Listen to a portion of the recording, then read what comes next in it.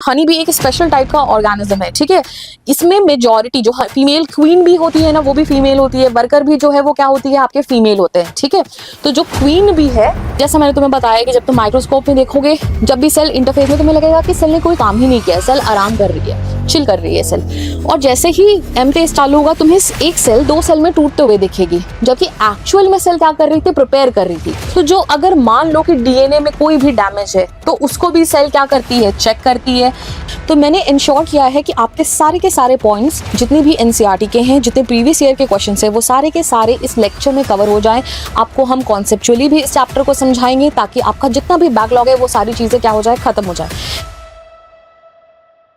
Hello बच्चों, तो मैं आ गई हूँ वापस से आपके बैकलॉग किलर एक्सप्रेस का दूसरा चैप्टर लेके, जिसका नाम है cell cycle and cell division. बच्चों, ये चैप्टर ऐसे तो बहुत ही इजी और छोटा सा चैप्टर है, बट ये चैप्टर बहुत ज्यादा कॉन्सेप्चुअल चैप्टर है। और इसमें अक्सर बच्चे, बड़े बड़े लोग जिन्होंने बहुत साल तैयारी की है, वो भी क्या कर देते हैं, सिली मिस्टेक कर देते हैं और उनके मार्क्स गलत हो जाते हैं। तो मैंने इंश्योर किया है कि आपके सारे पॉइंट्स जितने भी एनसीईआरटी के हैं, जितने प्रीवियस ईयर के क्वेश्चन है, वो सारे के सारे इस लेक्चर में कवर हो जाए।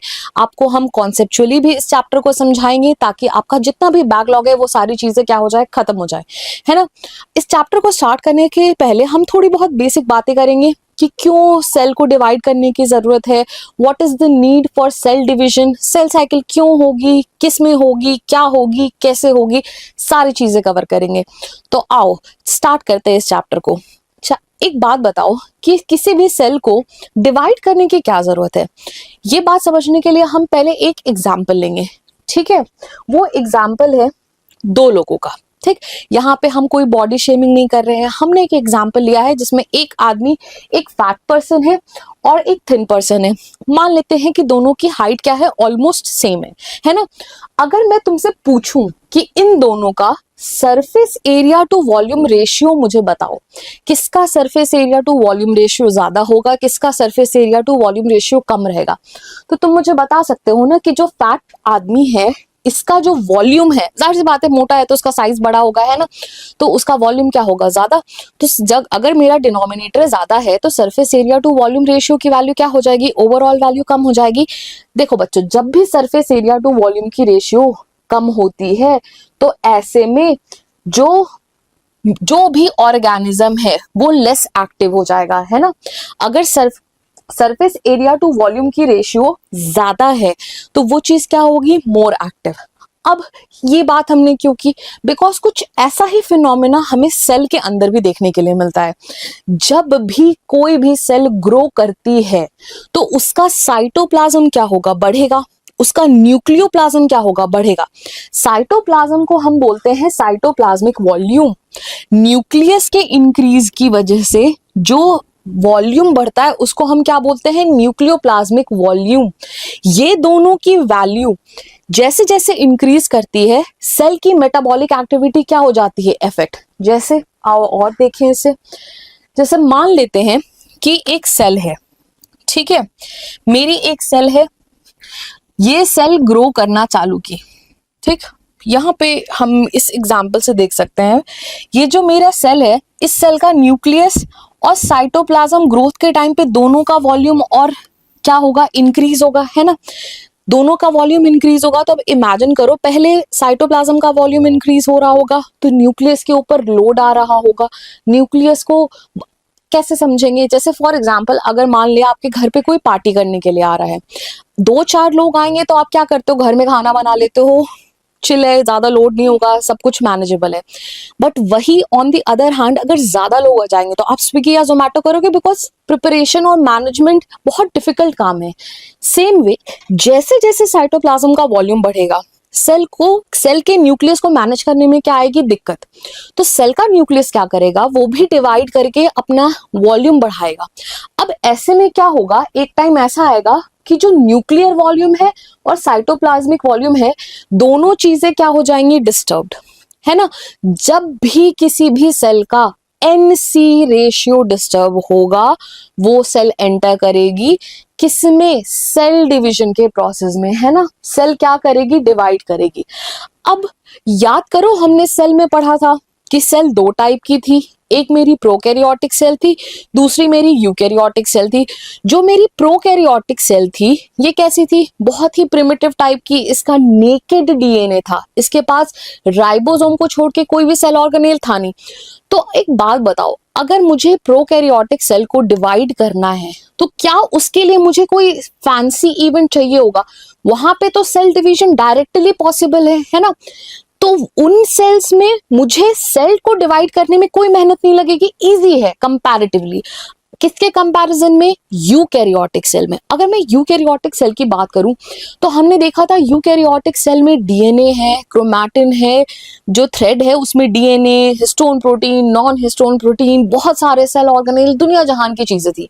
तो जाहिर सी बात है कि अगर मुझे दो डॉटर सेल बनानी है तो मुझे दोनों के कंटेंट को डिवाइड करना पड़ेगा। दोनों के कंटेंट को मुझे डिवाइड करना है तो उसमें मुझे क्या लगेगा? ज्यादा मेहनत, ज्यादा एनर्जी लगेगी, ज्यादा इंटेंसिव प्रोसेस होगा, है ना।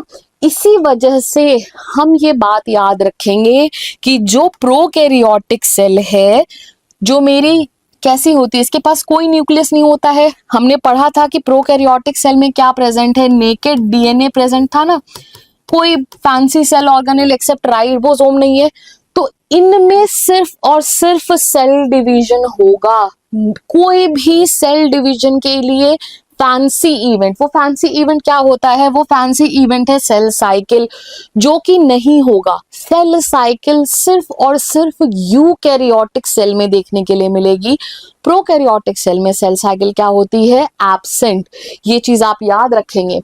और सेल प्रोकैरियोटिक सेल के अंदर जो सेल डिवीजन है वो सेम है रिप्रोडक्शन के जैसे, क्योंकि मान ले कि ये मेरी प्रोकैरियोटिक सेल है, इस सेल ने डिवाइड किया या रिप्रोड्यूस करके दो डॉटर सेल बनाई, एक ही बात है। हम दोनों को क्या बोलते हैं? सिनोनिम्स, ठीक है। तो जो डिटेल्ड इलाबोरेट सेल डिवीजन का प्रोसेस है वो सेल साइकिल के थ्रू होगा।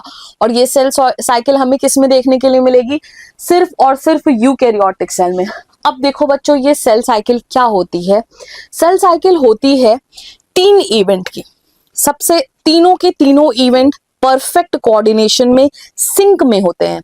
कोऑर्डिनेशन का मतलब इनका टाइम फिक्स होगा, इनका ड्यूरेशन फिक्स होगा, इनका ऑर्डर फिक्स होगा, हर चीज फिक्स होगी और सारी की सारी चीजें अंडर जेनेटिक कंट्रोल रहेगी। ऐसा नहीं है कि कुछ भी अपने मन से रैंडमली हो जाएगा। सबकी इंफॉर्मेशन ऑलरेडी से कहाँ प्रेजेंट होगी? आपके जीन्स में। उसी हिसाब से सेल डिवाइड करेगी। सबसे पहले सेल क्या करेगी? सेल ग्रो करेगी और प्रिपेयर करेगी इस प्रोसेस के लिए, है ना। उसके बाद क्या करेगी? सेल डीएनए रेप्लिकेट करेगी या डीएनए को डबल करेगी।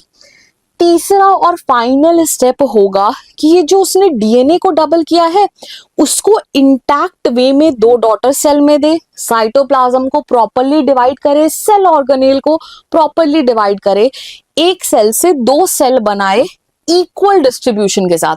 तो टोटल मेरे कितने इवेंट्स हैं? ये तीन। ये तीनों के तीनों परफेक्टली कोऑर्डिनेटेड होते हैं ऑर्डर, टाइम, जेनेटिक कंट्रोल के अंडर, है ना। अब एक बात और याद रखेंगे जो हम हमेशा गलत कर देते हैं। देखो, सेल साइकिल, पूरी सेल साइकिल के दौरान सेल का जो भी ग्रोथ है वो होगा, है ना। और सेल साइकिल, दूसरी चीज अपने को क्या याद रखनी है कि सेल साइकिल भी मेरा कंटिन्यूअस प्रोसेस है। ऐसा नहीं है कि हम अपने ईज के लिए सेल साइकिल को डिवाइड कर लेते हैं डिफरेंट फेजेस में, बट एक्चुअल में वो पूरा कंटिन्यूअस प्रोसेस होता है। सेल, अगर सेल ने एक फेज स्टार्ट किया, एक स्टेज से दूसरे स्टेज में वो कंटिन्यूअसली मूव कर रही है। ऐसा नहीं है कि बीच में वो कुछ गैप करेगी या आज ये कर लिया कल वो करे, ये कंटिन्यूअस होता है। हमने फेजेस बनाए हैं अपने इजी अंडरस्टैंडिंग के लिए। दूसरा, throughout interphase cell growth होगा। ऐसा कोई भी स्टेज नहीं आएगा जब सेल ग्रोथ नहीं हो। कैसे होगा वो हम सारी चीजें आगे देखेंगे, ठीक है। आपको ये बात समझ में आई? सेल साइकिल में तीन इवेंट होंगे। सेल साइकिल सिर्फ और सिर्फ यूकैरियोटिक सेल में होगी। सेल साइकिल क्या होती है? सेल के डिवाइड करने का सीरीज ऑफ इवेंट, जिसमें सबसे पहले सेल क्या करेगी? ग्रो करेगी, प्रिपेयर करेगी। दूसरा काम डीएनए को रेप्लिकेट करेगी। तीसरा काम इक्वली डिवाइड करेगी दो डॉटर सेल में, है ना। आओ आगे देखते हैं। इसका आप स्क्रीनशॉट ले लीजिएगा। अब जो मेरी सेल साइकिल है, ये कई सारे फेजेस, इवेंट्स या स्टेजेस में टूटी होती है, ठीक है। हमने उसको डिवाइड कर लिया है अपने इजी ऑफ अंडरस्टैंडिंग के लिए। अब देखो ये जो दो फेज है, इसमें सबसे पहला फेज आता है इंटरफेज, दूसरा फेज आता है एम फेज। जो इंटरफेज होता है ये किसी भी सेल का प्रिपरेटरी फेज होता है। इसमें सेल क्या करती है, प्रिपेयर करती है किसके लिए, सेल डिवीजन के लिए, डीएनए रेप्लिकेशन के लिए, है ना।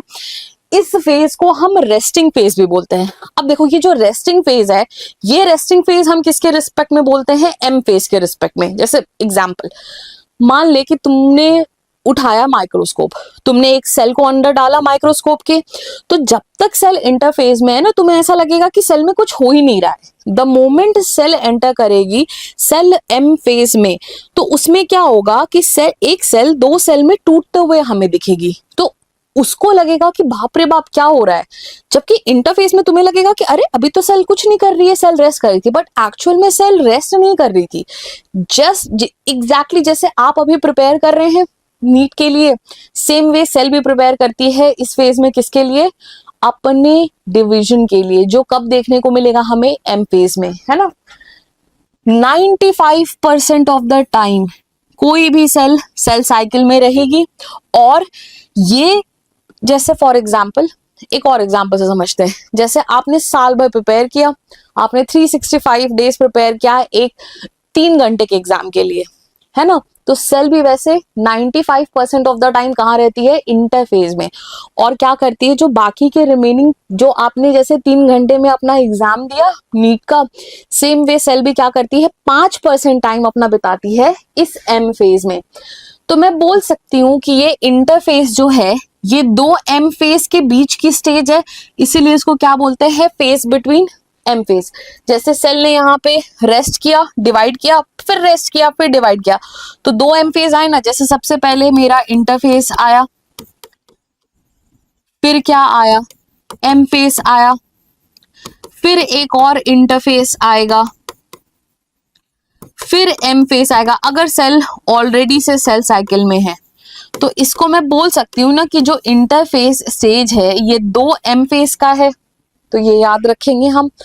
अब ये जो इंटरफेस स्टेज होती है, ये 3 फेजेस में बटी हुई है। पहला फेज होता है मेरा G1 स्टेज, S फेज और G2 स्टेज या G2 फेज।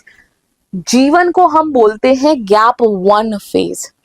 एस फेज में S stands for synthetic phase, इसमें हम सिंथेसिस करते हैं किसकी, डीएनए की, that is why it is called as S phase. तीसरा जो मेरा स्टेज है ये है गैप 2 या G2 फेज, ठीक है। इन तीनों के बारे में हमें काफी डिटेल में बात करनी है, जो अभी हम करेंगे, है ना। आओ देखते हैं एम फेज के बारे में। एम फेज क्या होता है, ये वो स्टेज है जिसमें सेल एक्चुअली डिवाइड करती है। ये इसको एनसीईआरटी बोलता है कि मोस्ट ड्रामेटिक फेज है। क्यों मोस्ट ड्रामेटिक फेज है ये, बिकॉज जैसा मैंने तुम्हें बताया कि जब तुम माइक्रोस्कोप में देखोगे, जब भी सेल इंटरफेज में, तुम्हें लगेगा कि सेल ने कोई काम ही नहीं किया है, सेल आराम कर रही है, चिल कर रही है सेल। और जैसे ही एम फेज चालू होगा, तुम्हें एक सेल दो सेल में टूटते हुए दिखेगी, जबकि एक्चुअल में सेल क्या कर रही थी, प्रिपेयर कर रही थी। पर तुम्हें माइक्रोस्कोप में कब डिवीजन देखने के लिए मिलता है, एम फेज में, इसीलिए इसे क्या बोलते हैं, मोस्ट ड्रामेटिक फेज। 5% समय रहेगी। अब इस एम फेज में दो चीजें होती हैं। पहला न्यूक्लियर डिवीजन, जो कि इक्वली होगा, जिसको हम बोलते हैं कैरियोकाइनेसिस। दूसरा साइटोप्लाज्मिक डिवीजन, जिसको हम क्या बोलते हैं, साइटोकाइनेसिस। अच्छा, ये सारी चीजें अभी इनके बारे में चेक पॉइंट G0 फेज बस आ रहा है। पहले आओ देखते हैं कि इंटरफेस क्या होता है, ठीक है। देखो हमने यहाँ पे क्या लिया है, एक एग्जाम्पल ले लिया दो सेल का, जो आपके एनसीईआरटी में मेंशन है। पहली मेंशन है आपकी ह्यूमन सेल। एक एवरेज ह्यूमन सेल को कल्चर में हमें डिवाइड कराने में कितना समय लगता है, 24 घंटे। इस 24 घंटे में से 23 आवर्स का क्या होगा इसका इंटरफेस, 1 आवर का क्या होगा तुम्हारा एम फेज। सेम इसका कितना होता है, 90 मिनट्स। किसका, ईस्ट का काम कहाँ आता है, ईस्ट का साइंटिफिक नेम इज सैक्रोमाइसिस सेरेविसियाई। कहाँ यूज होगा, सारी की सारी ब्रूअरी और ब्रेड इंडस्ट्री में। जो आप छोले भटूरे के भटूरे खाते हैं ना, उसको फर्मेंट करने के लिए अपन क्या यूज करते हैं, ईस्ट यूज करते हैं। जो अल्कोहल इंडस्ट्री है, जो अल्कोहल बनाती है वो क्या यूज करती है फर्मेंटेशन के लिए? ईस्ट को यूज करती है। जो अभी आप ब्रेड खाते हो, नान खाते हो, वो सारा किसका है रिजल्ट? ईस्ट के फर्मेंटेशन की वजह से। ठीक है, आगे देखते हैं। जो मेरा इंटरफेस बेसिक बात कर लेते हैं। जीवन फेज को हम क्या बोलते हैं? गैप बिटवीन एम फेज और एस फेज के बीच का गैप है, तो इसका नाम क्या होता है? गैप 1। एस फेज का मैंने तुम्हें बताया सिंथेटिक फेज होता है, synthesis of DNA takes place in this stage. G2 की बात करूं मैं तो देखो G2 तुम्हारा S और M फेज के बीच में आया, मतलब it is gap between S and M phase. ये इसको मैं बोल सकती हूँ कि ये माइटोसिस के माइटोटिक फेज के बाद आया, तो इसके लिए मैं एक और चीज यूज कर सकती हूँ, पोस्ट माइटोटिक फेज। ये एम फेज के जस्ट पहले वाला गैप आया, तो इसके लिए मैं क्या यूज कर सकती हूँ? Pre mitotic. या फिर एस के बाद आया तो पोस्ट सिंथेटिक फेज, है ना। अब एक चीज देखेंगे ना, ये जो जीवन फेज है ये किसी भी इंटरफेज का सबसे बड़ा फेज होता है। सबसे ज्यादा टाइम सेल जीवन स्टेज में बिताती है, then comes S phase, G2 and then M phase, है ना। टाइम डिफरेंस फॉर एग्जांपल मान लेते हैं, अपन ह्यूमन सेल का एग्जांपल ले लेते हैं। ठीक है, अगर सेल ने 10 घंटे तुम्हारे बिताए जीवन में, मान लेते हैं इसमें तुम्हारा 10 आवर लिया सेल ने, तो अगला एस फेज में 8 घंटे लेगी, उसके बाद में तुम्हारा 3 घंटे 4 घंटे ऐसे ही लेगी। तो हमें ये याद रखना है टाइम ऑफ इवेंट, कितना कौन सा फेज सबसे बड़ा होगा। जीवन हमेशा सबसे बड़ा स्टेज होता है। ठीक है, दूसरी चीज अपने को क्या याद रखनी है कि बेटा हर सेल साइकिल का टाइम अलग अलग होता है। जैसे हमने देखा ईस्ट का 90 मिनट का है, 1.5 घंटे में डिवाइड कर जाता है। इसीलिए आपने सुबह में भटूरे के लिए आटा लगाया, शाम तक भटूरा फर्मेंट होके रेडी हो गया, क्योंकि सेल डिवाइड करेगी, उसके आराम से ग्रो करेगा, जो तुम करा सकते हो आराम से। ठीक है, फर्मेंटेशन आराम से उसका करवा सकते हो। दूसरा, अगर मैं बात करूं एनिमल सेल का, तो एनिमल सेल को ग्रो करने में तुम्हारा कितना टाइम लगेगा? तुम्हें लगेगा 24 आवर्स, 1 डे, 1 कंप्लीट डे, है ना।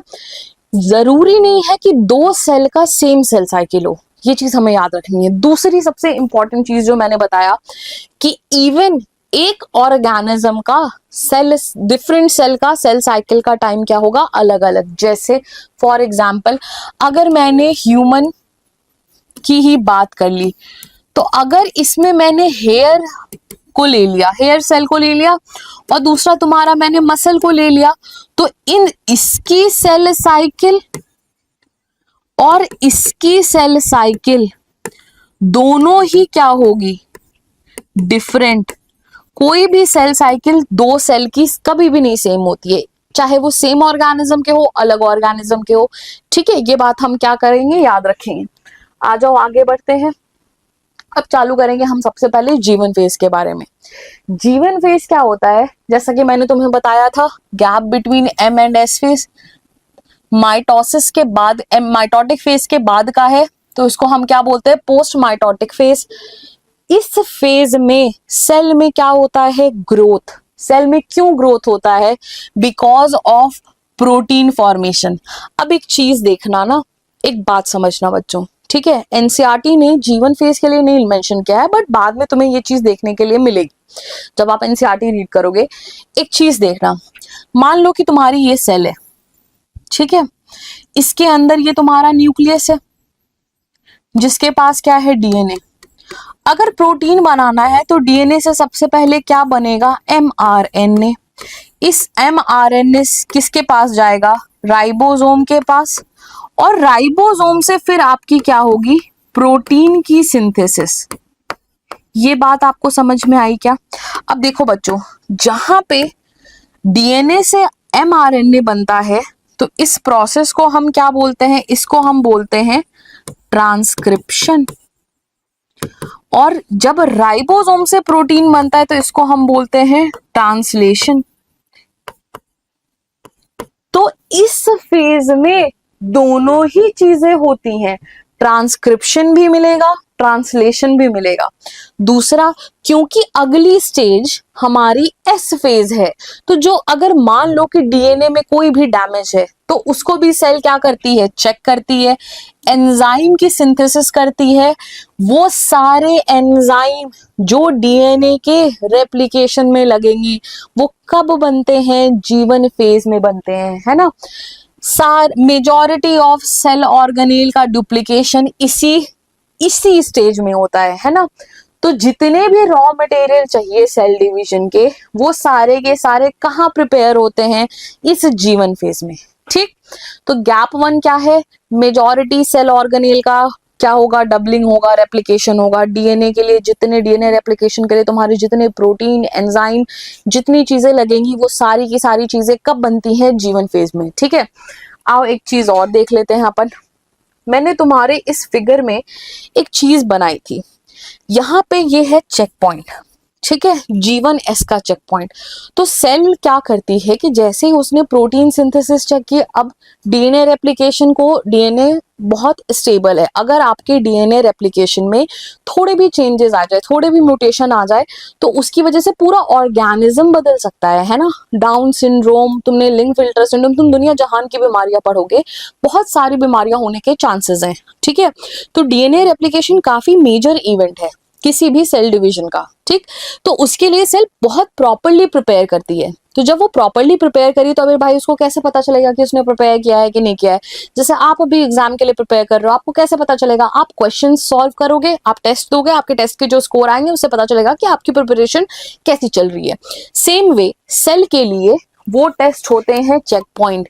सेल जब जीवन फेज में अपनी प्रोटीन सिंथेसिस कंप्लीट कर लेती है, तो वो वहां से मूव करने, जब एस फेज में मूव करती है, तो उसके पहले सेल एक चेक पॉइंट पे जाती है, जिसमें चेक होता है कि क्या सारी जितनी भी चीजें जरूरी थी वो प्रिपेयर हुई हैं कि नहीं हुई है। अगर वो चीजें प्रिपेयर होंगी तो एस फेज आएगा, अगर वो नहीं हुई तो सेल क्या करेगी, cell will exit cell cycle and enter G naught phase. अब ये जी नॉट फेज क्या होता है, जी नॉट फेज को हम दूसरा बोलते हैं क्विसेंट फेज या रेस्टिंग फेज। इसमें क्या होता है, ये सस्पेंडेड स्टेज होती है सेल की। इसमें सेल क्या करती है, मेटाबॉलिकली तो काम करेगी बट कोई ग्रोथ नहीं शो करेगी, है ना।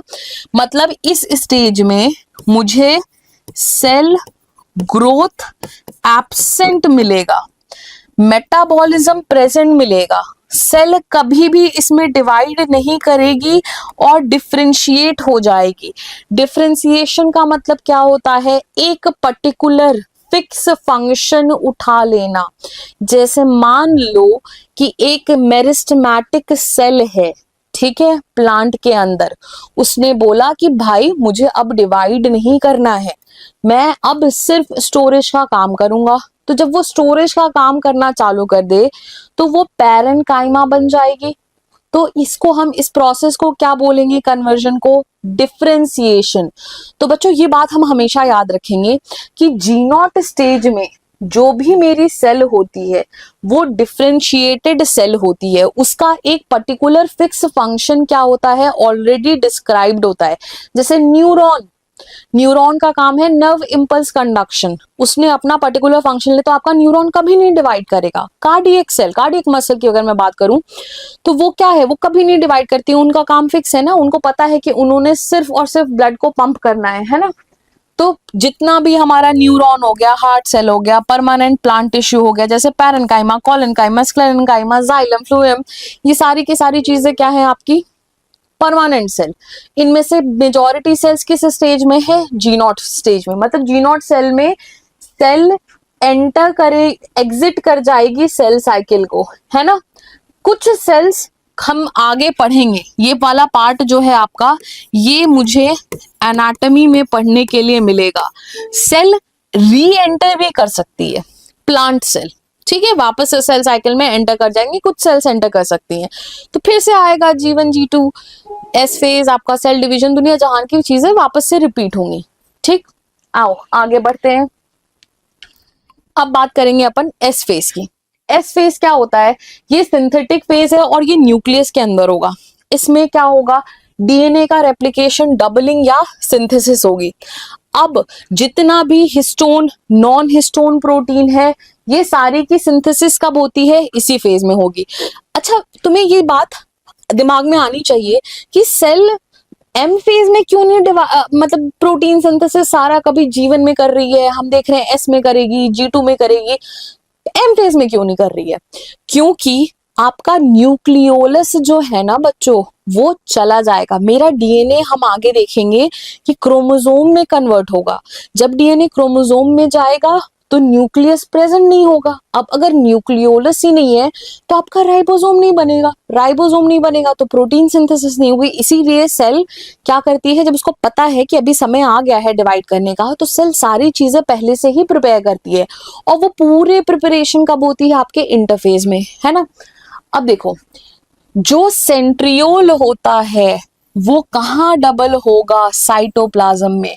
डीएनए रेप्लिकेशन कहाँ होगा, आपका न्यूक्लियस में। DNA doubling in nucleus, centriole doubling in cytoplasm.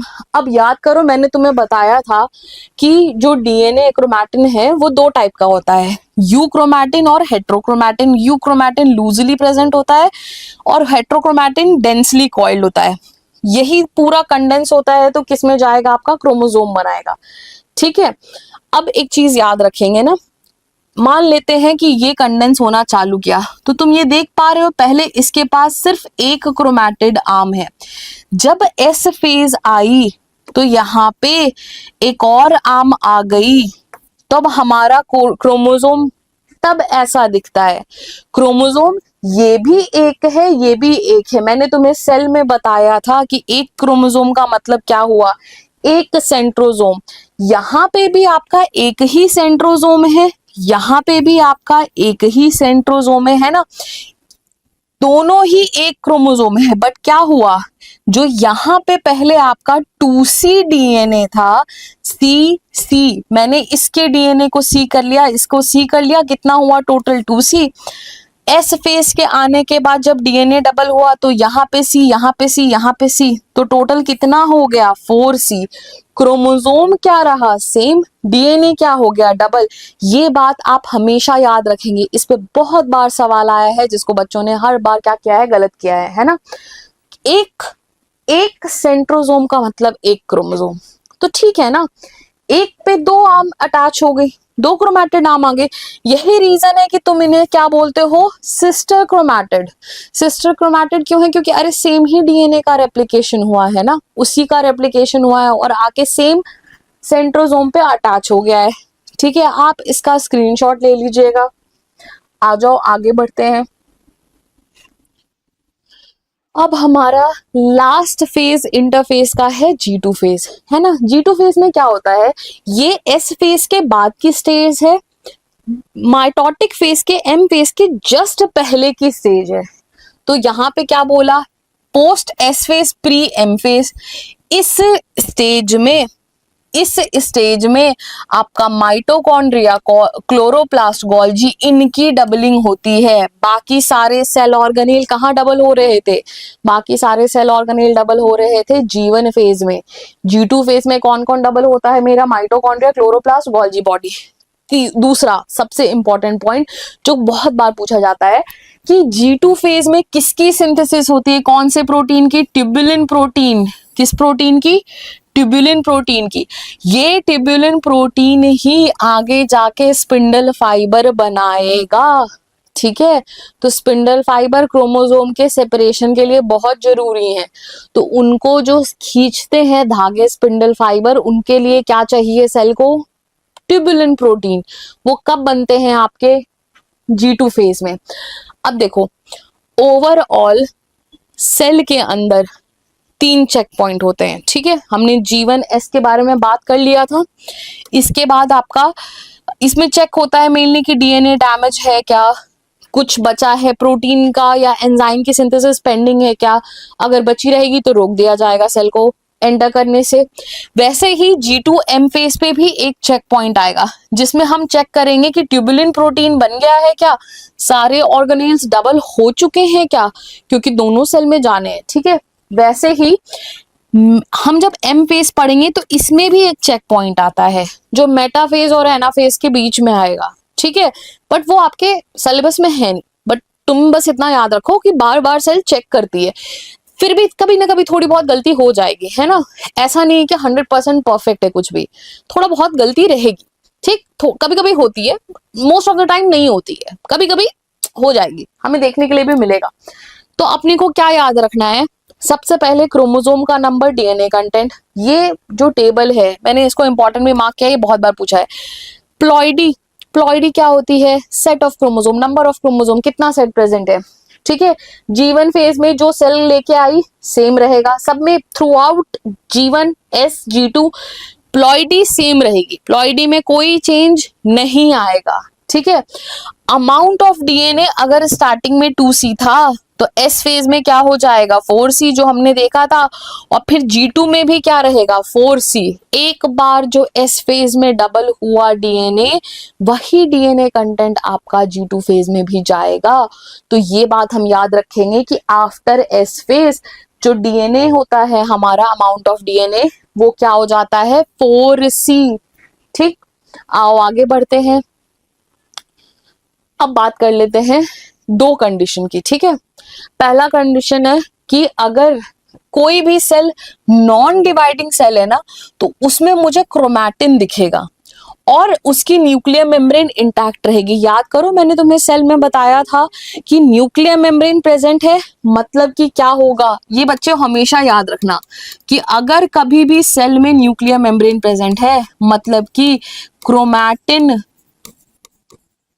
Thread like structure में रहेगा। बट वही अगर मेरी न्यूक्लियर मेम्ब्रेन एब्सेंट हो गई या डीजेनरेशन चालू कर दी, तो ऐसे में क्रोमोसोम बनेगा या क्रोमोसोम का फॉर्मेशन क्या हो जाएगा चालू, ये दोनों चीज हमें याद रखनी है, ठीक है।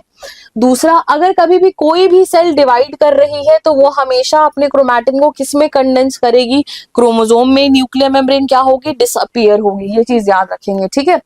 अब किसी भी ऑर्गेनिज्म में दो टाइप की सेल होती है, एक होती है उसकी नॉर्मल सेल, दूसरी होती है उसकी जर्म सेल। नॉर्मल सेल को हम क्या बोलते हैं, सोमैटिक सेल। जर्म सेल क्या होती है, जो सेल क्या करे, मेरा गैमीट बनाए, जो सेल क्या करे, गैमीट बनाए।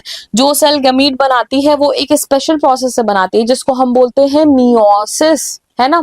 और जो मेरी सोमैटिक सेल है जो डिवाइड करती है, ये डिवाइड करती है मेरी माइटोसिस से, ठीक है।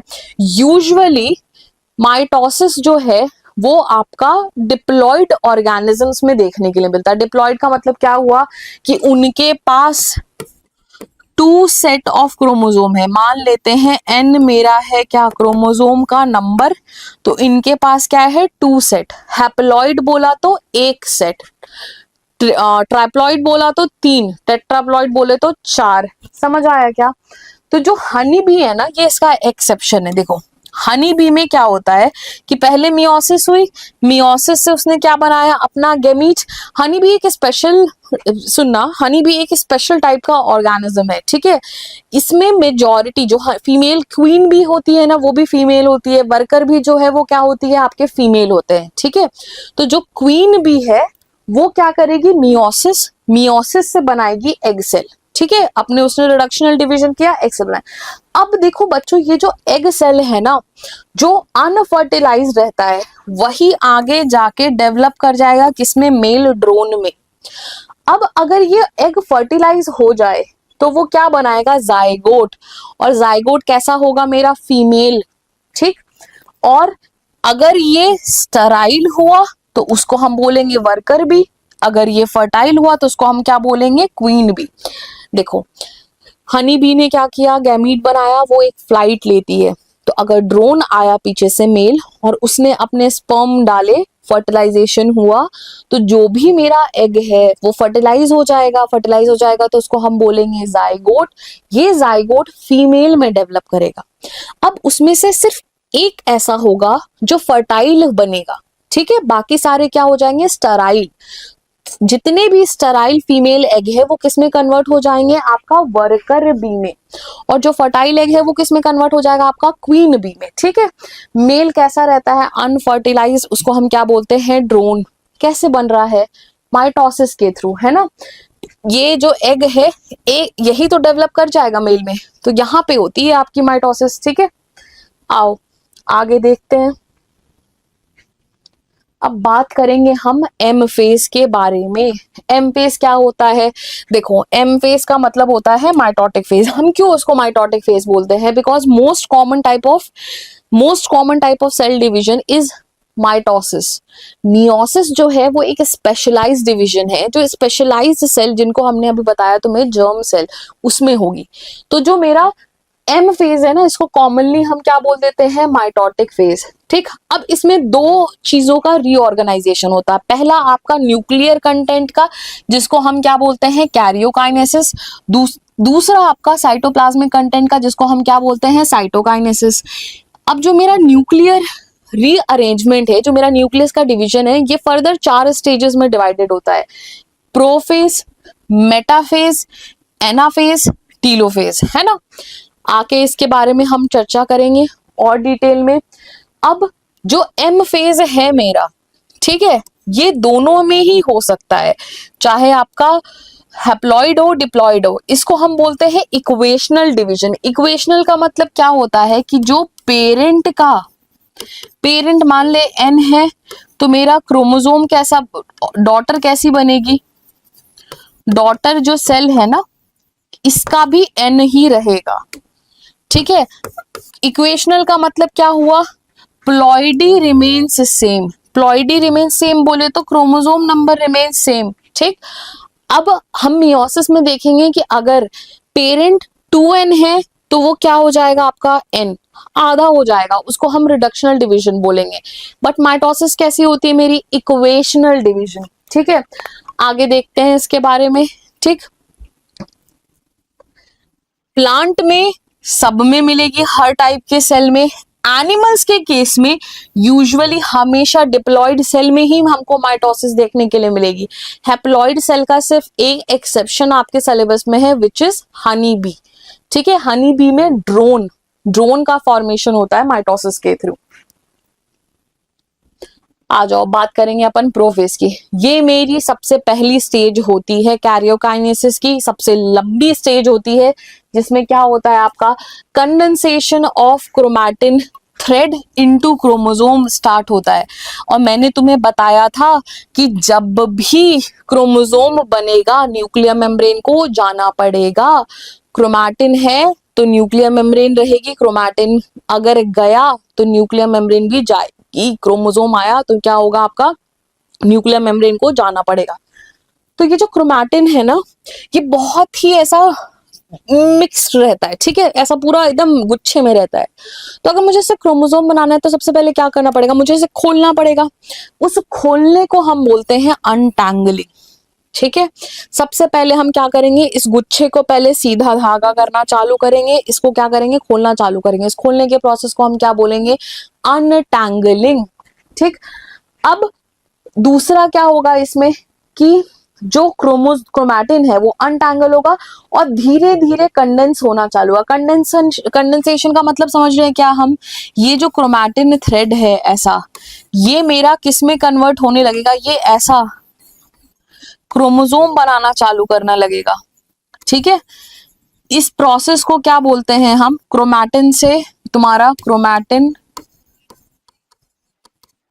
थ्रेड से क्रोमोसोम बनने को अपन बोलते हैं कंडेंसेशन, जिसका फर्स्ट स्टेप इज अनटैंगलिंग। ठीक है, दूसरा जो आपका सेंट्रियोल होता है, ये सेंट्रियोल मूव करना चालू कर देता है, कहाँ? ऑपोजिट पोल की तरफ। ठीक, तीसरा स्टेप क्या होता है इसमें कि जो न्यूक्लियर मेम्ब्रेन देखो यहाँ पे टूट रही है ना, वो धीरे धीरे डिसॉल्व होना चालू हो जाती है। और देखो जैसे जैसे क्रोमोसोम बनना चालू हो रहा है, वैसे वैसे आपकी न्यूक्लियर मेम्ब्रेन क्या होती जा रही है? डिसअपियर होती जा रही है ना। धीरे धीरे डिसअपियर होती जा रही है, धीरे धीरे क्या करेगी? डिसॉल्व करेगी। जैसे ही लेट प्रोफेज आएगा, न्यूक्लियर मेम्ब्रेन कंप्लीटली चली जाएगी, सेल ऑर्गेनेल भी चले जाएंगे, प्लस स्पिंडल फाइबर का फॉर्मेशन चालू हो जाएगा।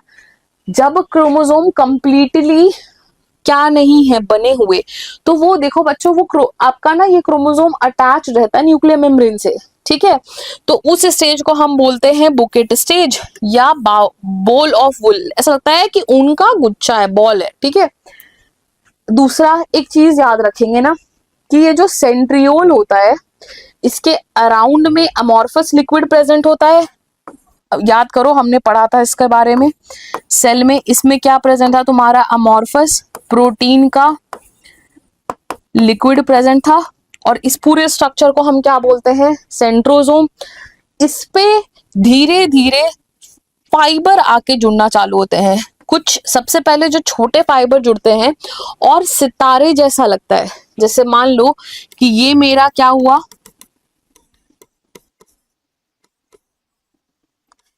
देख इस पे ऐसा ऐसा ये स्टार जैसा दिख रहा है। स्टार के लिए अपन टर्म यूज करते हैं एस्ट्रल। तो ऐसा एस्ट्रल रे बनेगा, एक यहाँ पे बनेगा, एक इस एंड पे, एक इस एंड पे, ठीक है। और इस पे से आके क्या अटैचमेंट होती है, स्पिंडल फाइबर की। मतलब स्पिंडल फाइबर जब क्रोमोसोम बन जाएगा तो एक यहाँ से यहाँ, यहाँ से यहाँ, यहाँ से यहाँ ये फाइबर जाएगा। तो ये दोनों एस्टर प्लस जितने भी आपके स्पिंडल फाइबर बनेंगे इनको हम क्या बोलते हैं, स्पिंडल अपरेटस या माइटोटिक अपरेटस। देखो बायो में अपरेटस टर्म यूज होती है जब कुछ चीजें साथ में कोऑर्डिनेशन में काम करे, ठीक है। जैसे तुमने सुना होगा स्टोमेटल अपरेटस। अपरेटस का मतलब क्या होता है, 3-4 सेल, 3 सेल कौन सी, सब्सिडरी गार्ड और आपका कौन सा स्टोमेटल पोर जो है, तीनों मिलके कोऑर्डिनेशन में काम कर रहा है। अपरेटस वर्ड कहीं पे भी बायो में आया इसका मतलब है कई सारी चीजें मिलके क्या कर रही हैं, काम कर रही हैं, ठीक है। अब इसमें 2 एस्टर जो तुम्हारा है एस्टर रेज है वो पूरे अलोंग विथ स्पिंडल फाइबर मिलके क्या बनाती हैं, आपका माइटोटिक अपरेटस या स्पिंडल अपरेटस। ये बहुत इंपॉर्टेंट है, ये कई बार पूछा हुआ सवाल है, ठीक है। अब अगर एस्ट्रल रे बनेगी तो उसको हम बोलते हैं एस्ट्रल टाइप ऑफ डिवीजन। नहीं बनेगा, सेंट्रियोल है ही नहीं तो कहां से बनेगी, प्लांट सेल में नहीं बनेगी, तो उसको हम क्या बोलते हैं, एन एस्ट्रल, ठीक है। आगे आएगा, आगे बढ़ते हैं।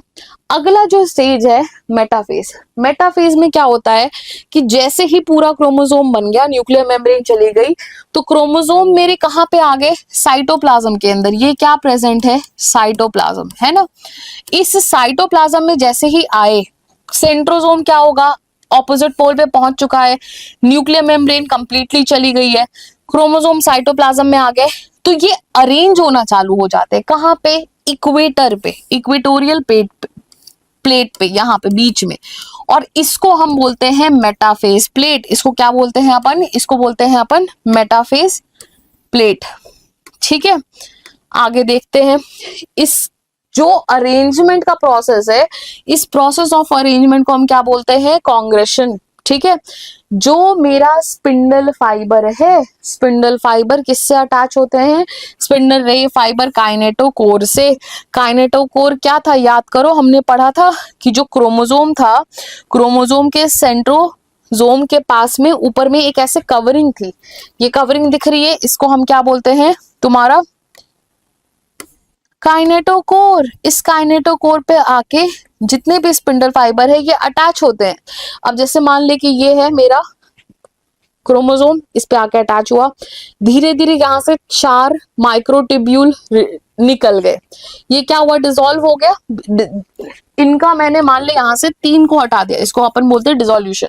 तो धीरे धीरे क्या होगा, ये छोटा होगा, ये खींचेगा खींचेगा खींचेगा और ये पूरे को क्या करता है, अपनी तरफ क्या खींचता जाता है। मतलब देख कैसा होता है कि ये क्रोमोसोम आया,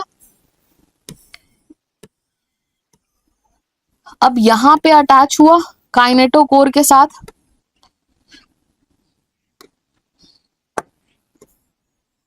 इस पे आके जैसे फॉर एग्जांपल ये ले लेते हैं, एक ऐसे अटैच हुआ, ऐसे अटैच हुआ, ऐसे अटैच हुआ, ऐसा अटैच हुआ।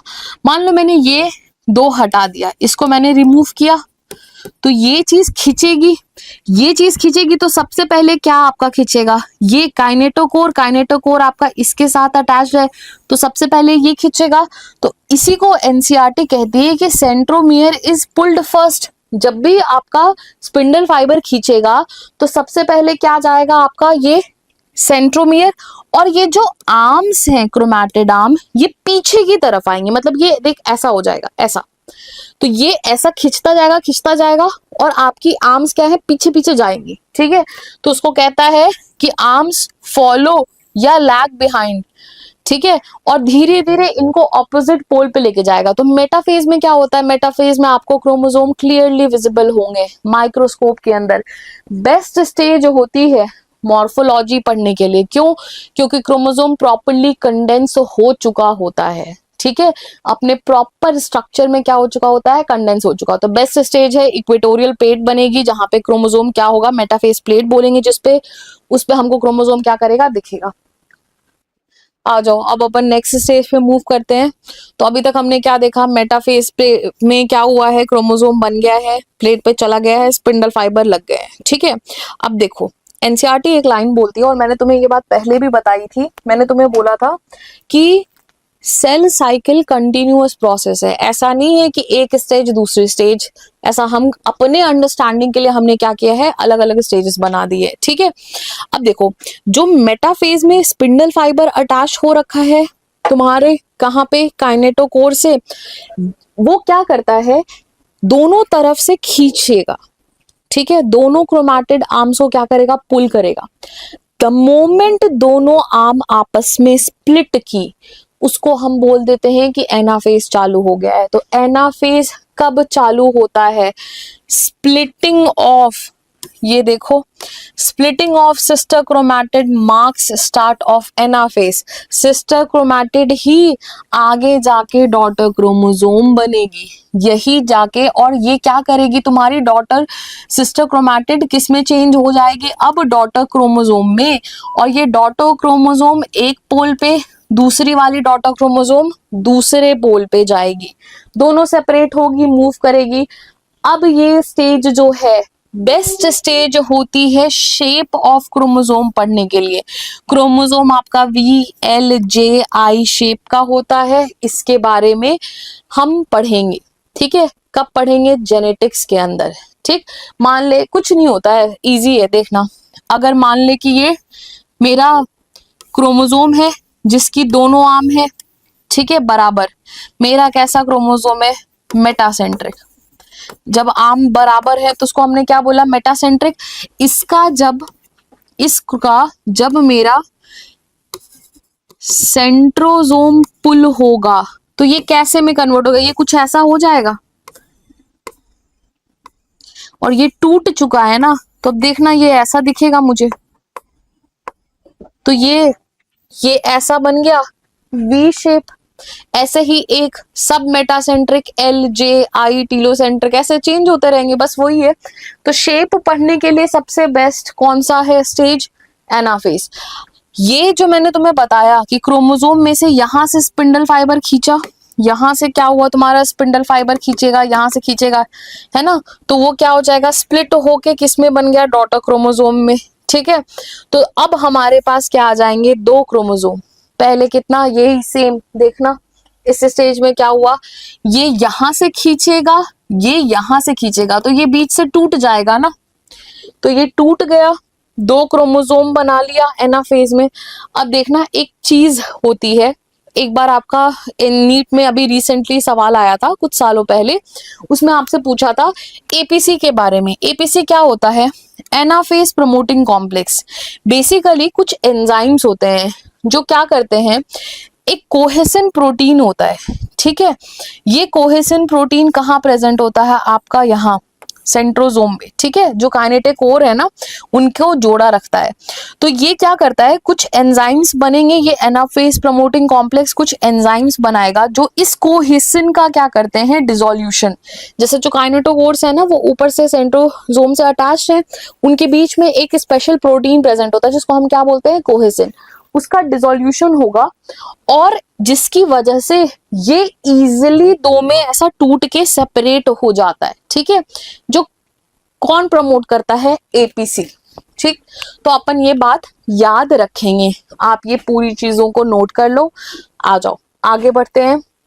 अब हम आ गए हैं अपने लास्ट फेज पे, जिसका नाम है टीलोफेज। टीलोफेज में क्या होता है कि जो हमारे डॉटर क्रोमोसोम्स पहुंचे थे, वो डॉटर क्रोमोसोम क्या हो जाते हैं, पोल्स पे डीकंडेंसेशन चालू कर देते हैं। डीकंडेंसेशन का मतलब क्या हुआ कि ये कन्वर्ट होना चालू हो जाते हैं किसमें, क्रोमैटिन थ्रेड में।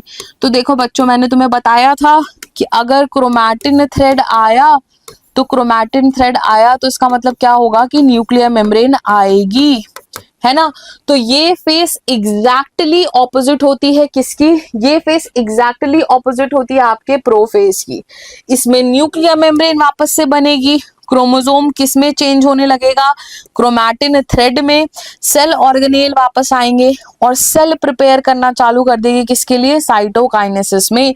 अगर मान लो साइटोकाइनेसिस नहीं हुई तो failure of cytokinesis results in multi nucleate condition. Multi nucleate condition को हम क्या बोलते हैं, सिनोसिटिक कंडीशन। सिनोसिटिक सेल बनेगी, है ना, मल्टी न्यूक्लिएट कंडीशन आ जाएगी।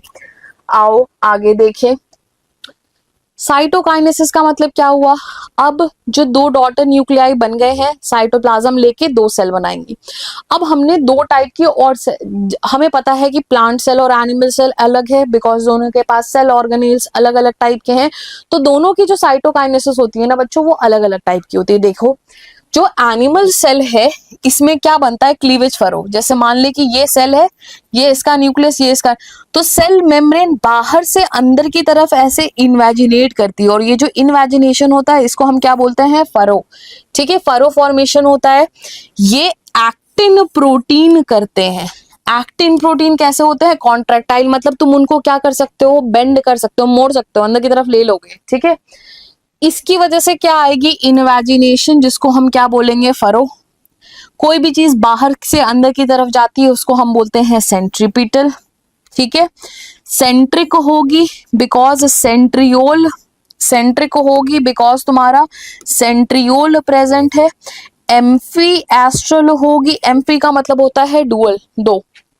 तो हमको याद करो कितने बने थे, दो एस्ट्रल्स थे, एक पोल पे दूसरा दूसरे पोल पे, तो इसको हम क्या बोलते हैं, एम्फी एस्ट्रल। एस्ट्रल रेज दोनों साइड से बनती है। ठीक है, अगर मैं प्लांट सेल की बात करूं तो प्लांट सेल में क्या होता है, सेल प्लेट का फॉर्मेशन होगा।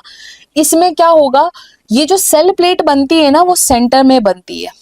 कैसे बनती है, गोल्जी बॉडी के और तुम्हारा ट्यूबुलिन प्रोटीन की वजह से। ये क्या करता है, गोल्जी बॉडी ट्यूबुलिन प्रोटीन लेके एक स्ट्रक्चर बनाता है जिसको हम बोलते हैं फ्रैग्मोप्लास्ट।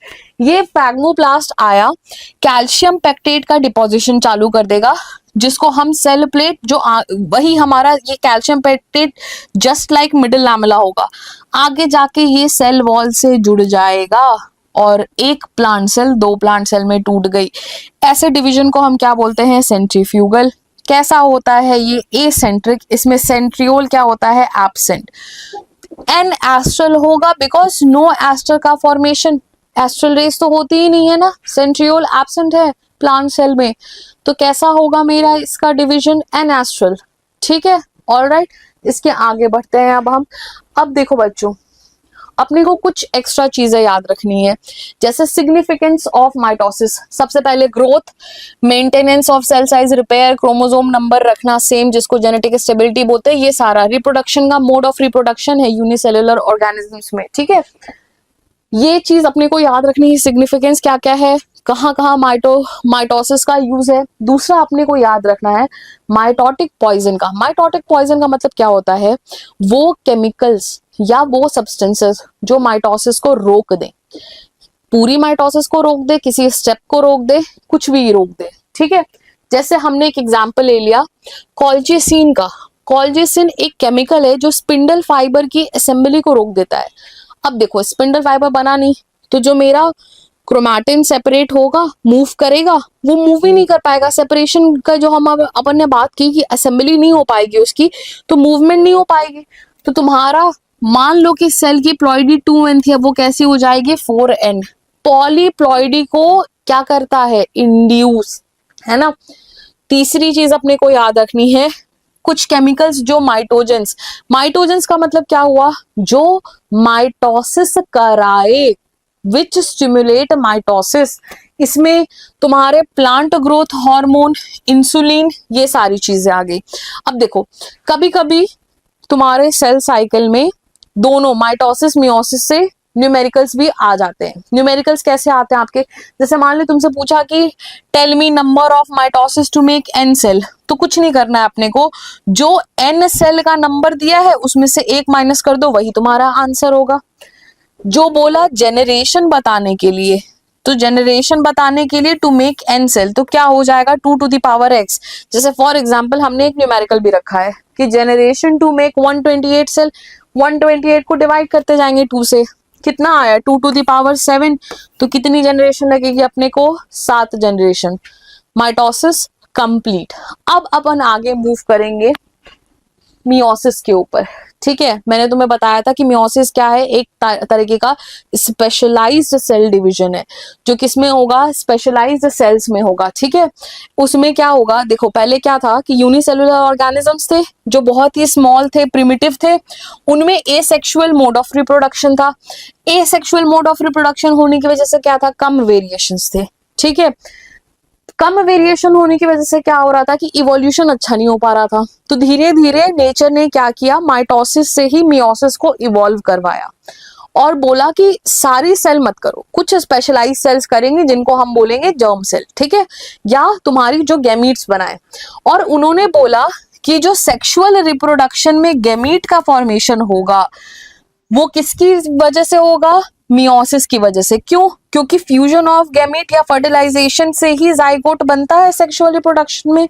तो अगर गैमीट ही मियोसिस से बनेगा तो मोर वेरिएशन आएगा, मोर वेरिएशन बोले तो बेटर इवोल्यूशन होगा, है ना, समझ में आया। तो सेल ने क्या किया, माइटोसिस को लॉन्ग टर्म में इवॉल्व करवाया, किसमें, मियोसिस में, जो कहाँ होगा, स्पेशलाइज सेल्स, जिनको हम क्या बोलते हैं, तुम्हारी जर्म सेल। ठीक है, आगे देखते हैं, इसको रिडक्शनल डिवीजन भी बोलते हैं। क्यों रिडक्शनल डिवीजन बोलते हैं, क्योंकि मान लो कि अगर तुम्हारा पेरेंट सेल जो है वो डिप्लॉइड है, तो जो मेरी डॉटर सेल क्या होगी, गैमीट, वो कैसी बनेगी, एन, जिसको हम क्या बोलेंगे, हैप्लॉइड। सॉरी, ये क्या बनेगा मेरा, यहाँ पे ये मेरा हो गया हैप्लॉइड, तो 2 से घट के 1 हो गया ना, तो इसको हम क्या बोलते हैं, रिडक्शनल डिवीजन।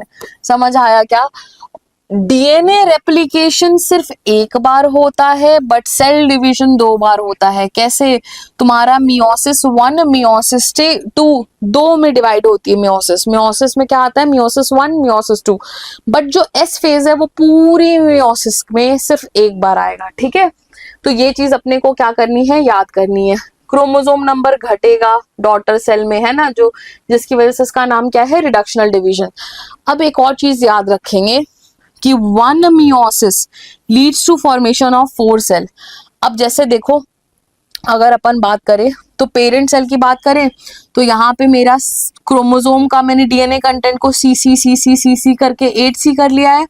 मेरा प्लॉइडी क्या है, एन पेयर क्या हो गया तुम्हारा 2n, डिप्लॉइड है ना, n 2n।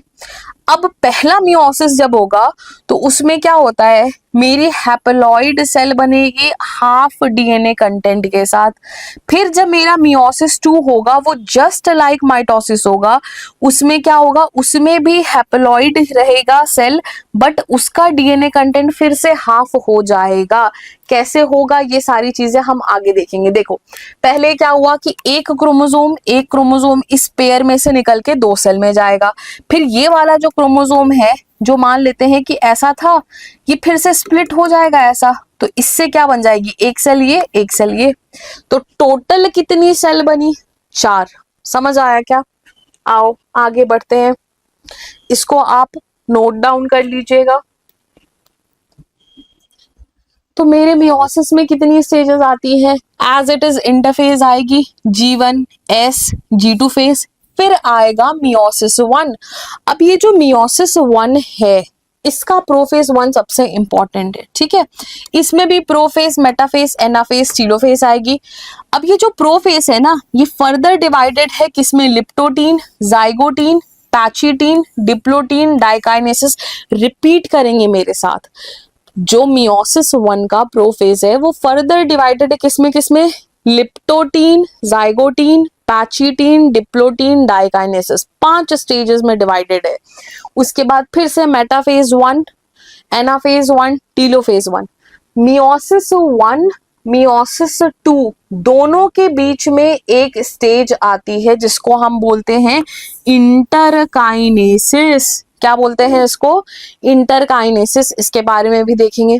तो देखो बच्चों, जो मियोसिस 2 है ना, ये मियोसिस 2 एग्जैक्टली माइटोसिस के जैसी होती है।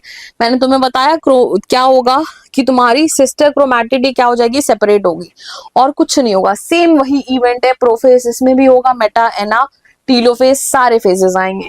ठीक है, आओ चालू करते हैं अपन सबसे पहले प्रोफेज के बारे में। प्रोफेज 1 जो है, जो मियोसिस का, ये भी माइटोसिस के जैसा ही होता है। मतलब आपका क्या मतलब है कि इसमें भी क्रोमोसोम बनेगा, है ना। इसमें भी क्या होगा, तुम्हारा न्यूक्लियर मेम्ब्रेन जाएगी, ठीक है, तुम्हारा सेंट्रियोल मूव करना चालू करेगा, ये सारी चीजें होंगी। बट थोड़ा और इलाबोरेट और एडवांस है, और इलाबोरेट और एडवांस है कैसे पता अपने को, तभी ये इतने सारे स्टेजेस में डिवाइडेड है। ठीक है, आओ देखते हैं। सबसे पहले स्टेज के बारे में बात करेंगे अपन, जो है हमारी लिप्टोटीन। लिप्टोटीन में क्या होता है कि क्रोमोसोम का कॉम्पैक्शन तो चालू हो जाएगा, बट इसमें तीन स्टेप आएंगे। कैसे याद रखेंगे अपन? CDS से। सी का मतलब क्या होता है? कंडेंसेशन। कंडेंसेशन किसका? क्रोमैटिन थ्रेड का। सेंट्रोजोम मूव करना चालू कर देगा ऑपोजिट पोल के लिए, तो C stands for condensation of chromatin. दूसरा सेंट्रियोल का मूवमेंट। D का किसके लिए है?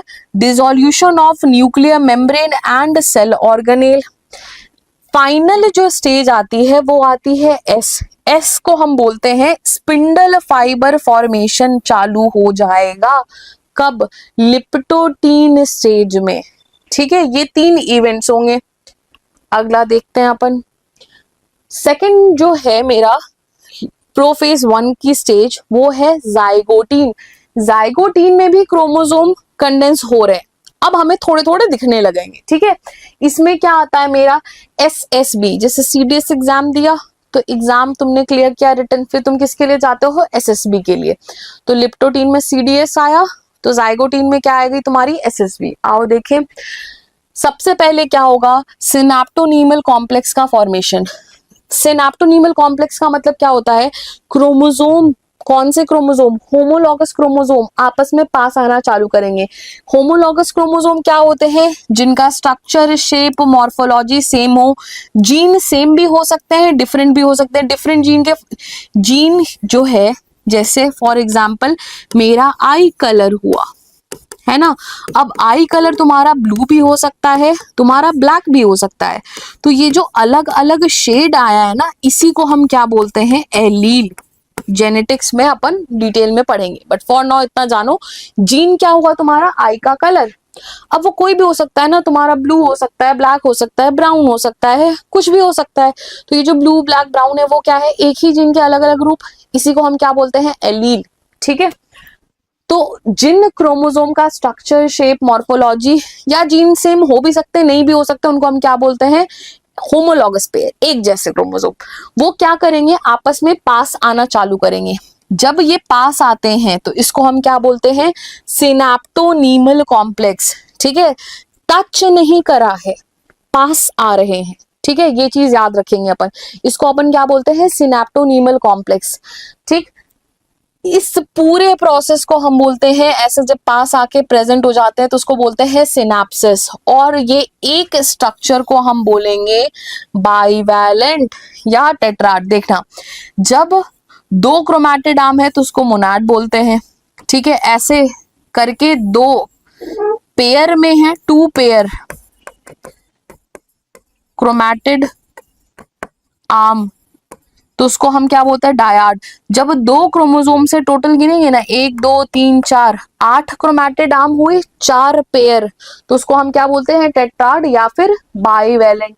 इसका फॉर्मेशन चालू हो जाएगा। ठीक, अब देखना, ये सेम क्रोमोसोम की ये जो 2 क्रोमैटिड आर्म है, इसको हम क्या बोलते हैं? सिस्टर क्रोमैटिड, है ना। इसको क्या बोलते हैं अपन? Sister chromatid.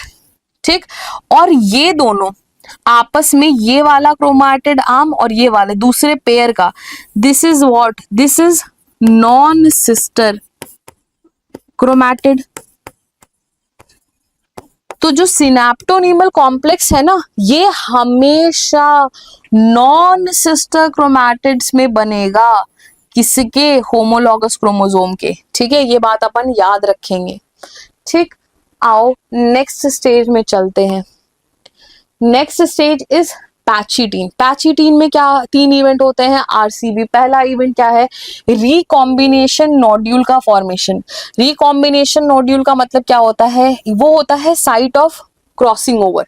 अब रिकॉम्बिनेशन नोड्यूल में क्या होगा कि यहाँ पे एक एंजाइम आएगा जिसका नाम होता है रिकॉम्बिनेज। रिकॉम्बिनेज एंजाइम कुछ नहीं है, न्यूक्लियस और लाइगेस का बना हुआ है। ये क्या करेगा, इस क्रोमैटिड आर्म से मान ले कि यहाँ से कट किया, इस जैसे फॉर एग्जाम्पल हम ले लेते हैं ना, इसके पास क्या है, एक न्यूक्लियस है, ऐसा समझ लेते हैं। न्यूक्लियस बच्चों क्या होता है, एक तरीका का एंजाइम है जो क्या करता है, न्यूक्लिक एसिड को काटेगा। मतलब मान ले यहां से इसका होमोलॉगस पेयर से और इस होमोलॉगस पेयर से यहां पे क्या किया, इसने कट बनाया। ठीक है, अब इसको यहां लेके जाएगा, इसको यहां पे लेके जाएगा, तो जो कट करता है वो कौन करता है, न्यूक्लियस। और जो जोड़ेगा, इसको यहां पे ले जाके लगाएगा, इस वाले को यहां पे लेकर लगाएगा, वो कौन करता है, लाइगेस। तो रिकॉम्बिनेज एंजाइम क्या है, कुछ नहीं है, दो का मिक्सचर है। कौन कौन से का, न्यूक्लियस और लाइगेस का। न्यूक्लियस क्या करेगा, तुम्हारा डीएनए स्ट्रैंड को काटेगा, लाइगेस क्या करेगा, उसको जोड़ेगा। ठीक, अब इसकी वजह से क्या होगा कि इस क्रोमोसोम का कोई एक जीन इस वाले के ऊपर चला जाएगा यहाँ पे। ठीक है, दोनों में क्या होगा, इंटरचेंज, जिसको हमने यहाँ पे देखा। तो ये किसका रिजल्ट है, क्रॉसिंग ओवर का। तो C stands for crossing over occurs between homologous chromosome, किसमें, नॉन सिस्टर क्रोमैटिड्स के बीच में। और जो बाईवेलेंट या टेट्राड है वो बहुत ही क्लियरली प्रॉपरली विजिबल हो जाएगा इस स्टेज में। अगली स्टेज जो मेरी आएगी वो पैचीटिन स्टेज आएगी, डिप्लोटीन स्टेज आएगी, सॉरी। डिप्लोटीन में क्या होगा, 2 इवेंट होंगे, डी और सी। डी का मतलब क्या होता है तुम्हारा, डिसोल्यूशन ऑफ सिनेप्टोनीमल कॉम्प्लेक्स। अब ये जो कॉम्प्लेक्स बना था ना, यहाँ से वो धीरे धीरे दूर हटना चालू हो जाएगा, सिर्फ क्रॉसिंग ओवर वाली पॉइंट को छोड़ के। अब ये जो क्रॉसिंग ओवर वाला जो साइट होता है वो ऐसा जुड़ा हुआ एक्स के जैसा, देखो ये एक्स के जैसा दिख रहा है, इसको हम बोलते हैं चियाज़मेटा। चियाज़मेटा का फॉर्मेशन होगा, जो एक एक्स शेप स्ट्रक्चर होता है जो क्रॉसिंग ओवर से बनता है अपना। ठीक है, बाकी इस जगह से क्या हो गया, क्रोमोसोम डिसॉल्व हो गया, अलग अलग होने लगेगा, यहीं पे सिर्फ अटैच रह जाता है। और इस अटैचमेंट की वजह से क्या बनता है अपना चियाज़मेटा का फॉर्मेशन, जो कहाँ देखने के लिए मिलता है, डिप्लोटीन स्टेज में। डिप्लोटीन स्टेज कुछ वर्टिब्रेट्स के एग में सालों साल रहेगी, है ना।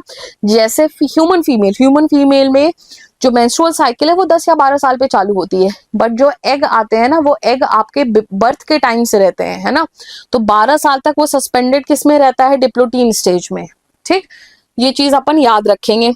अगला जो मेरा फाइनल स्टेज है that is diakinesis. Diakinesis last stage होती है किसकी, प्रोफेज की। तो इसमें टर्मिनलाइजेशन होगा, मतलब सेपरेशन होगा किसका, टर्मिनलाइजेशन का मतलब क्या हुआ, इसका मतलब भी होता है proper separation of chiasmata. Separation of chiasmata, nuclear membrane तुम्हारी completely, cell organelle completely dissolve हो जाएंगे, सेंट्रोसोम मूव करेंगे तुम्हारे अलग अलग पोल पे, कब होगा, एंड में। और क्रोमोसोम कंप्लीटली कंडेंस हो जाएंगे। फिर जैसे ही न्यूक्लियर मेम्ब्रेन गई, मेटाफेज प्लेट बनना चालू हो जाएगी, मेटाफेज स्टेज आ जाएगी। अब देखो इसकी मेटाफेज पे में क्या होगा, मेटाफेज में यहाँ पे एक क्रोमोसोम का पेयर आके अटैच हुआ, यहाँ पे एक अटैच हुआ, है ना। तो 2 मेटाफेजिक प्लेट बनती हैं मेटाफेज 1 में, याद रखेंगे, ये इंपॉर्टेंट पॉइंट है। क्रोमोसोम वापस से इक्वेटर पे अरेंज होंगे। फिर क्या होगा कि जैसे ही एनाफेज आएगी, होमोलॉगस क्रोमोसोम क्या होगा, ये मूव करने लगेंगे, क्रोमोसोम सेपरेट होगा जो मेरा क्या है सिस्टर क्रोमैटिड के साथ, सिस्टर क्रोमैटिड के साथ पेयर सेपरेट होगा तुम्हारा, मूव करेगा, chromatid as it is associated रहेगा, अभी तक स्प्लिटिंग नहीं होगी। फिर टीलोफेस आएगा, उसमें न्यूक्लियर मेम्ब्रेन आएगी, सेल ऑर्गेनेल आएगा, फिर क्रोमोसोम क्रोमैटिन में बनेगा, फिर मेरा क्या हो जाएगा साइटोकाइनेसिस। ठीक है, अब देखना इसके बाद एक स्टेज आती है जिसको हम बोलते हैं इंटरकाइनेसिस। इंटरकाइनेसिस क्या होती है, टीलोफेज 1 और प्रोफेज 2 के बीच में स्टेज होती है। ठीक है, इसको हम क्या बोलते हैं, इंट्रामियोटिक स्टेज, इंट्रामियोसिस बोलते हैं। क्यों, क्योंकि ये मियोसिस 1 के एंड एंड मियोसिस 2 के स्टार्ट में होगी, तो 2 के बीच में आती है तो उसको हम क्या बोलते हैं, इंटरकाइनेसिस। इसमें क्या होगा, तुम्हारा सेंट्रोसोम का डुप्लीकेशन होगा, आरएनए एंजाइम प्रोटीन की सिंथेसिस होगी, लेकिन कोई भी डीएनए का रेप्लिकेशन नहीं होगा। और फिर क्या होगा, फिर जैसे ही ये चीज खत्म होगी, प्रोफेज 2 चालू हो जाएगा, which will mark the beginning of meiosis 2। Meiosis 2 कैसा था, जस्ट लाइक माइटोसिस, हमने माइटोसिस को बहुत डिटेल में पढ़ रखा है, तो वही सेम इवेंट्स होंगे, इक्वेशनल डिवीजन होगा, नॉन आइडेंटिकल है। मियोसिस 1 से अलग है, माइटोसिस से सिमिलर है। मियोसिस 2 हमेशा होता है किसमें, हैप्लॉइड सेल में, ये चीज याद रखेंगे। ठीक है, मियोसिस 2 क्या करता है, जेनेटिकली डिसिमिलर मतलब नॉन आइडेंटिकल 4 डॉटर सेल बनाएगा। इसके अंदर एक ही मेटाफेज प्लेट दिखेगी, याद कर रहे हो, हमने अभी पढ़ा था मेटाफेज 1 में क्या होता था, 2 मेटाफेज प्लेट बनती थी। मेटाफेज 2 में क्या होगा तुम्हारा, एक मेटाफेज प्लेट बनेगी, दोनों क्रोमैटिड क्या हो जाएंगे, सेपरेट हो जाएंगे। ठीक, सेम है, एग्जैक्ट सेम प्रोसेस है, तो अपन उसको रिपीट नहीं कर रहे हैं, वही सेम प्रोसेस। आओ आगे देखते हैं मियोसिस की सिग्निफिकेंस। अच्छा ये चीज इंपॉर्टेंट है ना, देखते हैं, जब भी गैमीट फॉर्मेशन करना है तो किस प्रोसेस के पे अपन को जाना पड़ेगा, मियोसिस पे। जब अगर गैमीट बना मियोसिस से तो इसका मतलब क्या आएगा, जेनेटिक वेरिएशन आएगा। जेनेटिक वेरिएशन अगर जब ज्यादा होगा तो मोर अडेप्टेशन होगा, more adaptation to changing environment will lead to evolution. तो अगर इवोल्यूशन चाहिए तो क्या करना पड़ेगा, मियोसिस। ठीक, अब मान लो एक और चीज है, क्रोमोसोम नंबर को मेंटेन करता है, कैसे, मान लेते हैं ना कि ये मेरी पेरेंट सेल है। ठीक, इसने क्या किया, लेट्स सपोज ये डिप्लॉयड थी, इसने मियोसिस ना करके हैप्लॉइड एग की जगह पे उसने कैसा बना लिया, तुम्हारा 2n एग बनाया। फिर at the time of fertilisation sperm आएगा, स्पर्म भी 2n रहा, तो देखो ये दोनों मिलके क्या हो जाएगा, 4n। तो क्रोमोसोम नंबर चेंज हो गया कि नहीं हो गया। तो अगर इसको चेंज करना है, इससे रोकना है, तो एग कैसा बनना चाहिए, हैप्लॉइड। स्पर्म कैसा बनना चाहिए तुम्हारा, वो भी n। तब फर्टिलाइज होके फिर से जाइगोट तुम्हारा क्या बनेगा, 2n, और ये जाके फिर से बड़ा होगा।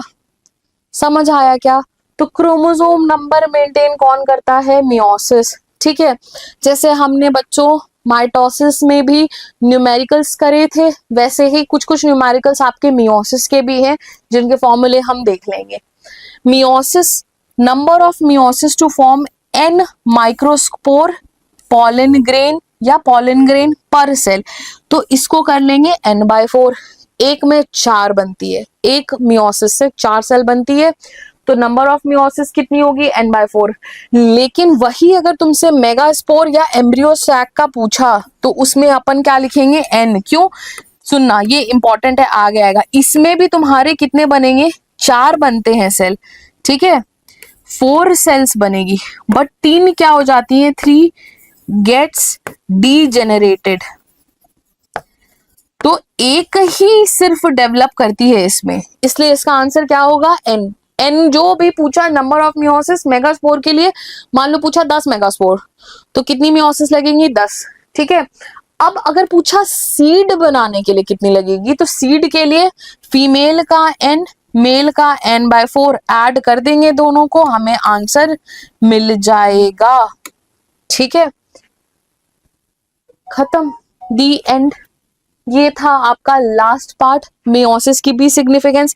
आई होप ये चैप्टर आपको समझ में आया होगा, आपका बैकलॉग खत्म होगा, आपने जितनी भी चीजें पढ़ी होंगी आप एक बार वापस से इस लेक्चर को देखने के बाद रिवाइज करेंगे, एनसीईआरटी देखेंगे। ऐसे ही और फुल लेंथ डिटेल्ड वीडियोस के लिए हम और आएंगे और बनाएंगे लेक्चर्स इसके ऊपर। तब तक के लिए हमारे साथ जुड़े रहो। हैव अ गुड लक बच्चों, बाय बाय।